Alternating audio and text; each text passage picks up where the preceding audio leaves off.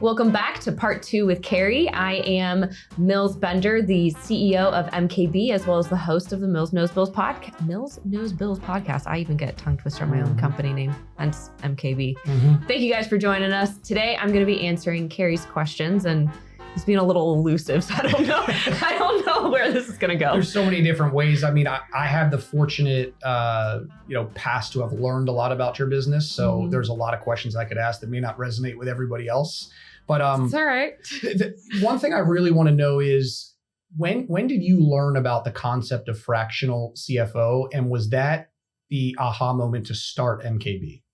No, actually. Right. So I started MKB more from a consulting and coaching perspective. All right, let me back up a little bit more. So I started working internally at my parents' print shop down in Miami, and I was doing all the work of a CFO without the title or pay of a CFO. And when COVID hit, maybe a few months prior, I started Mills Knows Bills, but it was purely from a YouTube channel perspective. I was just wanting to get comfortable talking about it. Who I am today, I'm so incredibly shy and had absolutely no confidence. And so it was my way to start building. I don't believe that. Go back, go to the ethers of the podcast. I will. I'm going to go deep into the archives. Awful. You're going to see like super short hair, me stuttering over words. But it was my way to build a part of myself that I wanted to grow. That's going to be a great chapter in your book one day. It definitely will be. Yeah. Definitely will be. But I started the YouTube channel. COVID hit. I lost the job at the print shop. My buddy of mine was starting his gym, and he needed somebody to do everything, not personal training. So the finances, the HR, admin, all of it. And so I went over to him and was starting to implement a lot of the financial parts that I was implementing for the print shop too.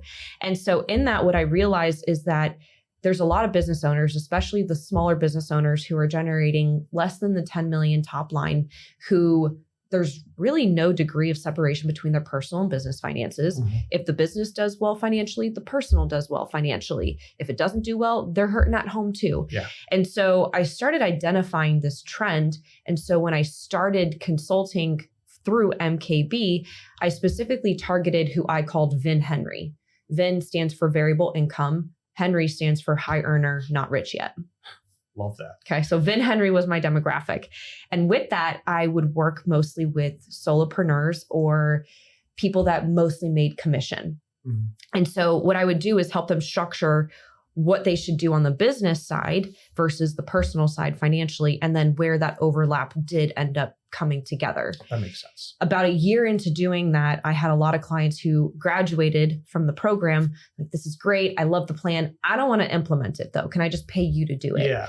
And so I started offering this done for you service, but only focusing on the business side without publicizing it. Okay. It wasn't until maybe July of 2023 that I doubled in volume on that done for you service without me marketing it. I actually didn't even start marketing it until about a year ago. At that point in time, how many people were working for you? Nobody. Exactly. Nobody. Or if they were, it was for the coaching / consulting piece. But you knew on the other side that you had a model there that would work. Exactly. And you might have not went to the fractional CFO. I'm not going to call it a buzzword, but it is a buzzword. It's a buzzword, but it's actually true. Like, it is. Most companies can't pay to hire a CFO. No. CFO is what? 200, 250? Easily 250 a year. Right. And a good one, right? So, but then also those same businesses don't always need a full-time CFO. So exactly. That aha moment was probably when you saw your pipeline and you're like, and I was like, oh, sweet baby Jesus. Okay. Yeah. But July of 2023, from a personal perspective, I think I had just found out I was pregnant with my second. I was still publicly marketing the coaching side. I had somebody who was a coach on my team who, long story short, wanted to row the business boat in a different direction than I wanted to take it, which is fine. Okay. But I thought to myself, this is interesting. I'm not really sure what I want to do with this, but I'm going to stick a pin in this. About 6 months later, it was early January 2024. I'm at a meetup with a group of friends and we're talking through it. And it's very evident how much joy I get on the CFO side. I'm smiling hearing about it. And not as much on the coaching side. Yeah. I liked it, but it was requiring an amount of emotional energy that, frankly, I wanted to reserve for my kids, not people that were outside my family. So I got the joy out of the CFO side. I'm a nerd to my core. And so I remember speaking with one of my friends, Scott, and he's like, why are you even wasting time publicizing the coaching side? He's like, what would happen if you just started marketing the CFO services? And it was at that point that I realized I actually was providing fractional CFO services. I just didn't title it as such. And this was Q1 of last year? This was January 2024. Wow. Mm-hmm. Mm-hmm. Such impressive growth personally for you, for the business. Just the aura of everything, like how it looks, that's incredible. I thought that there was a little bit of. I've been doing it for about 4 years. Yeah. I just only been publicizing it for a year. Well, the last time we met, you were talking about some of the process you were putting together. I mean, the coaching side and the personality and the podcast and everything should be pushing people to the CFO side, right? Yeah. So, and once the business is running, you'll never not step in and be CEO and do what you need to do. But your energy should be being a rainmaker and just landing. Right? I mean, so the map, I see the map, I see the plan. Yeah. So I actually, after growing my team over the last 6 months or so, I stepped back into the rainmaking side. And over the last 3 weeks, I've tripled our pipeline just because I've been spending more time doing meetings and conversations and just connecting with people. Well, I think one thing, if I know you right, is that you will still make sure the quality control of your team and your processes are there as you're growing. You've already demonstrated that in the first episode when you said, I don't want to grow too fast and, put too many people in. I mean, 40 clients is still a pretty big capacity. Mm-hmm. But I think that the CFO stuff, and there's a lot there, right? We could unpack what are the stand-in or fractional CFO services. But like when I think about my day-to-day, when I was running other companies and trying to do the bookkeeping and then the financial reporting, it's like, I liked it because I'm a nerd too. I love QuickBooks. I love the Excel spreadsheets. I love all the integrations. But how beautiful would it be for somebody to deliver that report to me on here's the health of your company? Yes. Right? So touch a little bit on, because I was trying to refresh my memory on this on the way driving into here today, was on the fintech side, what you're trying to build. Now, don't give away any trade secrets, but tell me a little bit about what the plans are for that. Sure. So the first step is build up our main business of CFO services to the point where we can bring my husband over full time. Once he's over full time, we want to build out the product that we internally can use so that way we can streamline our systems and processes, get even more capacity for our current infrastructure. We'll be the beta testers of that software. Are you using that software now? No, we're You're building the prototype of it. Okay. Yeah. So we will then use it to make ourselves more efficient. We then get to make sure that it abides by the standards that we have set in place. Once we feel like it's ready to go to market, we're then going to sell it to other accountants, bookkeepers, other fractional CFO companies, so that way they can be more streamlined and have more capacity. And you've just validated it's working because you're using it. Exactly. You can show the growth quantifiably. Exactly. Personally, I would like to then take it from there and have a consumer-facing model of it. So the business owner that needs help, but is not at the size in terms of revenue to hire any CFO. Yeah. So like a light self-serving version. Exactly. Like a do-it-yourself version. And my goal is to get that one to 490 subscribers. 490 by? Within 5 years. So by the end of 2029. Okay. I think you got the resources. You definitely have the drive to do it. I definitely have the drive. It's just a little, we'll see. I'm going to aim for it. They call that in one of the frameworks I use called Traction, they call it the BHAG, the big, hairy, audacious goal. My friends call it BAP, B-A-P. Big ass problem. Yeah. Solve that BAP. Yep. So that's kind of our trajectory with it. And then once I get it to that point, even when I take it out of our own entity, I'm then going to start thinking about, well, should I have it as its own business? Do I want to sell it as a standalone? Do I want MKB to have it all under one umbrella? That's one piece that I'm just thinking through. My knee jerk is standalone with a irrevocable license to MKB, even when you sell it. Because that way you still have the enterprise value there. And that's good. Yeah. That's something to think about. Yeah. But yeah, that's the game plan. Does that answer your question? No, absolutely it does. I'm excited to see you, move that forward. I mean, I think a big part of it too is the tutorials and user interface needs to be incredible. Like that needs to be the meat and potatoes from a front end user so that they just log in. Like I legitimately love QuickBooks. I love playing around in it. But people open it up and they go, I don't know what to do.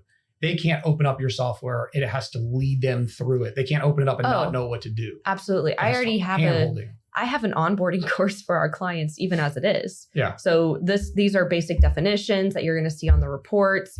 This is how to make the most of your engagement with us. This is how you delegate the information that we provide to other members on your team. It's like a 15 lesson. That's awesome. Onboarding course. As everything continues to go towards digital transformation and AI, like I see your head popping up and talking to the person after they log in. Yeah. There'll be a way where you can make it so intuitive that it's dummy proof. And exactly. That's exciting. I mean, especially for how many, I'm not going to call them fake entrepreneurs, but the people that just take the leap and they do it. And that is one thing that I think is the biggest item that a entrepreneur falls on their face on is anything with finance, accounting, numbers. You can have an idea. Yeah. And you can have everything else, but if you don't have the ability to manage the finances with it, if you don't have the ability to grow resources. Or understand what the story is behind that data. Yes. That's the biggest part. Yeah. But any other questions? Let's see. Talk to me about your biggest challenge from a balance standpoint, because we talked about this before we started. I said, I've always struggled with balance. And actually, I heard Mark Cuban speak at Dreamforce, Salesforce's event in, 2017, 18. Okay. It's a private event. And there was probably about 100 people in the room. And he goes, all right, so instead of taking a Q&A, I'm going to answer your first question. You guys want to know how to balance work-life balance or whatever. And he goes, all right, ready for this? It doesn't fucking exist. I agree. Figure it out. It doesn't exist. You're never going to get balanced. And we were all like salivating. What are you going to say? And when he said that, we're like, oh shit. But it was something that really struck a chord with me. And as I watch what you're doing and growing your business, and seeing some of your personal social media and your family, it looks like you're doing a really damn good job balancing it and staying organized. What's the biggest challenge? I would say I agree with Mark Cuban. There is no such thing as work-life balance. I think that they overlap a lot. If I didn't have fun doing MKB, I would then let it occupy my mind and distract me while I'm being intentional with my kids. And so I'm organized in terms of how I spend my time, when I spend my time. But if I'm supposed to be at work, it is my responsibility. It's my duty to make as much money as possible for the business while I'm at work. So I need to be completely focused. I also don't believe there's any such thing as multitasking. It's just called task switching, and it's unproductive. Anyway, but then when I'm with my kids, my phone's not near me. I was talking with Brandon about this earlier. There'll be somebody who texts me on Wednesday at 4 p.m. I end my weeks Wednesdays at 4 p.m. You're not getting your response back until Monday at 7 a.m. Wow. I love that. Outside of a few people. Yeah. But you're just not. You're not going to get a response on my email unless my EA is doing it for me. And so I try to be very intentional with how I'm spending my time, where my focus is. It's not always perfect, but what I try to do is just be present and remind myself, okay, this is what I need to be focused on. So I don't multitask really ever. Yeah. I never actually thought it's not multitasking, it's task switching. That's exactly what it is. It is. And if you look at the statistics of how productive you could be if you were just focusing on one task at a time versus the task switching or multitasking, it takes you, I think it was like almost twice as long to do those tasks. Because you're resetting. Yeah. You have to start back over. Well, I think I can make the assumption that you do some time blocking just by those lists that I've seen before. So I think that's one thing too. It's like you said that's my calendar. Yeah.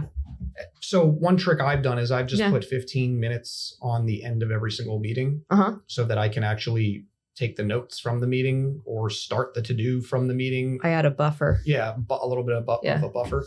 But with time blocking, it's like where I sometimes struggle is I'll set the time to do something, but then you get the email that's like urgent client. It's an important client.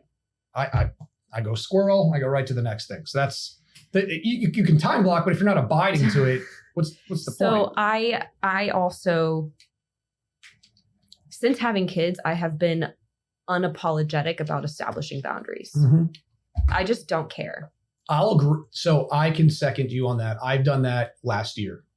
And it was because I felt like I was not the best husband and best father I could be during those work hours or at all. That I will say no to a lot of things socially. I won't care if I hurt someone's feelings. And if it's work related, and I just go, I'm with my family right now. Exactly. And because that's my highest value is my family. So I'm going to tell you that, right? So I can really relate with you on that one. Then you'll start attracting the people who value that too. But without sounding too crass, like I don't care if you like me or not. Yeah. I don't like my value is not based off of your opinion of me. And so if I need to establish a boundary and you're not going to respect that boundary, we're not going to be friends anyway. And that's okay. And so if I get an email from somebody, very often, if it's somebody internal, if I don't respond within 15 minutes, chances are they figured it out themselves. I'm giving them an opportunity to step up and be resourceful. If it is a client, they know that if it's really urgent, they text or call me directly. Otherwise, the email will wait until my next email calendar block. Love it. But they know, and I've already had communication up front. I'm not going to sit here and be on my email every single minute of every single day. I will check my email once in the morning. Typically it's at like 6:30 in the morning because nobody else is reaching out to me at that time frame. And then before I log off, or if a meeting gets rescheduled, I'll use that time frame to catch up on things. But I'm not in it every single day. I love that. It's hard sometimes. I bet it is. It's hard. Because then I'm also like, oh, that's a really great opportunity. Nope. They don't need to see that I'm responding right away. When I'm not sure how much time we have, but we good? How are we doing, Miller? We're on 17 right now. 17? All right. Couple more minutes. Okay. Couple more minutes, yeah. One of the hardest things that I've had over, I'd say the past 5 years, has gotten a lot better. As a business owner, I come home and I want to be with my kids and I want to go play with them. And, it's the distraction is not just having the phone buzzing. It's very hard to shut off when you get home. Yeah. What have you learned to shut off technique? I've sitting in my car and tried to meditate. I've went for running when I got home has helped. But, there'll be times where even the phone is away and I'm sitting there playing with my kids and I'm just like, oh, I have this idea. I need to go work on it. Like, I don't want to think about that stuff when I'm with my kids, but as an entrepreneur, you just do. It just happens. Yeah. There's a couple things. So have you read the book Atomic Habits by James Clear? Sure have. All right. So I reset at the end of each day. When I shut down my laptop, close the door, I have classically conditioned myself that it's not time for work anymore. Now, those ideas do still come up though. Yeah. And so what I'll do is just open up a note and I'll just verbalize. I don't even text it. I'm so freaking lazy. I literally voice to text whatever's in my brain. I brain dump it and I know that I'll handle it when I clock back in the next day. Cool. So then it's not occupying my thoughts of, this also could just be coming from a mom in general, where your mind is thinking of 12 million things all the time. I brain dump as much as I can. And then I establish a time block to handle those types of things. Yeah, I dig it. Thanks. Appreciate it. Nice work. You're doing a killer job. Thanks. It's like I said, it's not always easy. It's not always perfect, but being intentional with myself at the end of each day. How did I do? It's what can I improve on tomorrow? And just getting 1% better every day is kind of how I've grown. Love it. Yeah. You work on the weekends? No. Typically not. Good. No. I'm really proud of everything that you're doing. I'm really Thank you. excited to see the next couple of steps in your journey. I appreciate it. I'm excited for us to keep working together too. Yeah, I think there's a lot of great synergies. We got some fun new stuff in the works that once it materializes, I'll lay it all out. I think there's some opportunity. There's a lunch spot right across the street. Yeah. Yep. They have salads there? Maybe some wraps. I'm not sure. Cool. Let's check it out. Thank you again for coming on. It's my pleasure. Thank you guys for tuning in. I hope that you enjoyed this conversation as much as we have had having it.